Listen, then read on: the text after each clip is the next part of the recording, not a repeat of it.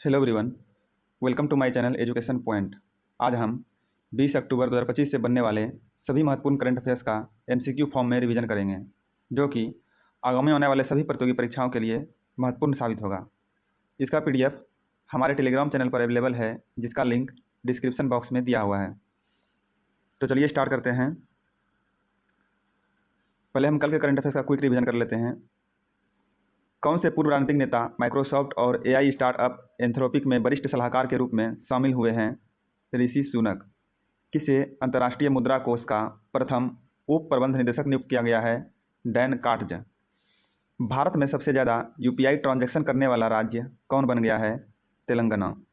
भारत और किस देश की नौसेना के बीच समुद्र शक्ति 2025 अभ्यास शुरू हुआ? इंडोनेशिया।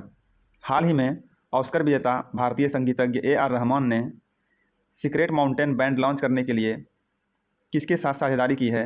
गूगल क्लाउड के साथ। हाल ही में अंतर्राष्ट्रीय गरीबी उन्मूलन दिवस 2025 कब मनाया गया है? 17 अक्टूबर को। हाल ही में पहला एकीकृत बहुराज्यीय मॉक ड्रिल अभ्यास सुरक्षा चक्र का आयोजन कहाँ हुआ है? दिल्ली एनसीआर में। हाल ही में प्रकाशित राज्य खनन तत्परता सूचकांक में शीर्ष स्थान प्राप्त करने वाले 3 राज्य कौन से हैं? मध्य प्रदेश, राजस्थान और गुजरात। हाल ही में कॉमनवेल्थ गेम 2025 की मेजबानी का अधिकार किसे मिला है? अहमदाबाद को। हाल ही में किस आईआईटी ने कॉन्टैक्टलेस पेमेंट के लिए रिंग वन लॉन्च की है? आईआईटी मद्रास। हाल ही में किस राज्य सरकार ने यूसीसी के तहत विवाह पंजीकरण नियमों को आसान बनाया है? उत्तराखंड। आज का हमारा पहला प्रश्न है, हाल ही में किस देश ने भारत के एकीकृत भुगतान इंटरफेस को अपने हवाई अड्डों के शुल्क मुक्त आउटलेट्स पर शुरू किया है? प्रश्न है, हाल ही में किस देश ने भारत के एकीकृत भुगतान इंटरफेस यानी यूपीआई को अपने हवाई अड्डों के शुल्क मुक्त आउटलेट्स पर शुरू किया है? इसका राइट आंसर है कतर। अगला प्रश्न है, भारत सरकार ने चांदी और बिना जड़ाऊ आभूषणों के आयात पर कब तक प्रतिबंध लगाया है? भारत सरकार ने चांदी और बिना जड़ाऊ आभूषणों के आयात पर कब तक प्रतिबंध लगाया है? इसका राइट आंसर है मार्च 2026 तक। अगला प्रश्न है, हाल ही में किस कंपनी को इंटरटैक्स से जीरो वेस्ट टू लैंडफिल प्रमाणन प्राप्त हुआ है? हाल ही में किस कंपनी को इंटरटैक्स से जीरो वेस्ट टू लैंडफिल प्रमाणन प्राप्त हुआ है? इसका राइट आंसर है Adani energy solution limited. Adani energy solution limited.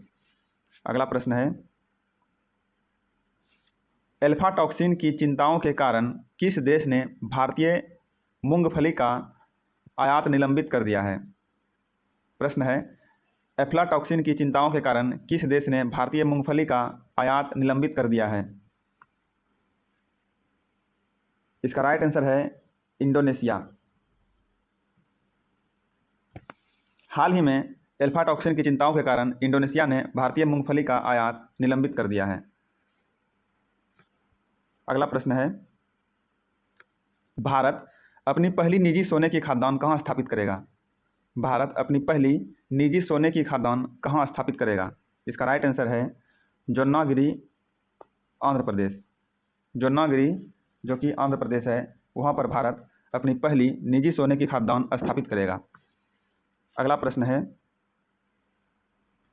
किस राज्य सरकार ने लड़कियों की शिक्षा के लिए नमो लक्ष्मी योजना के तहत 1000 करोड़ रुपये से अधिक की राशि वितरित की?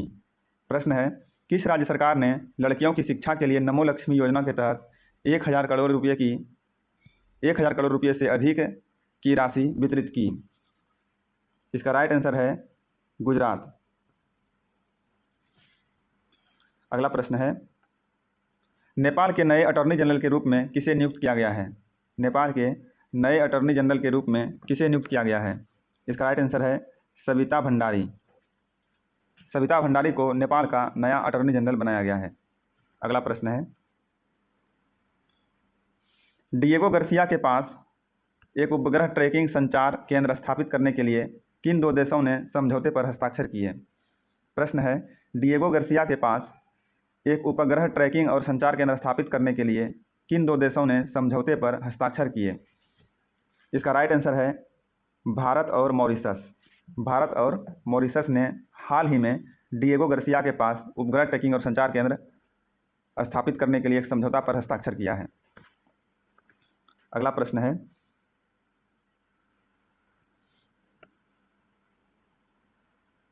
भारतीय पुरातत्व सर्वेक्षण ने आधिकारिक तौर पर सारनाथ के असली खोजकर्ता के रूप में किसे मान्यता दी है? प्रश्न है, भारतीय पुरातत्व सर्वेक्षण ने आधिकारिक तौर पर सारनाथ के असली खोजकर्ता के रूप में किसे मान्यता दिया है?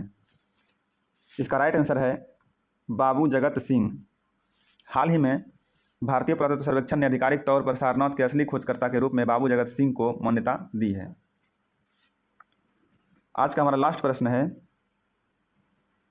भारत की पहली तीरंदाजी प्रीमियर लीग का ब्रांड एम्बेसडर किसे नियुक्त किया गया है? प्रश्न है, भारत की पहली तीरंदाजी प्रीमियर लीग का ब्रांड एम्बेसडर किसे नियुक्त किया गया है? इसका राइट आंसर है रामचरण। हाल ही में रामचरण को भारत की पहली तीरंदाजी प्रीमियर लीग का ब्रांड एम्बेसडर नियुक्त किया है।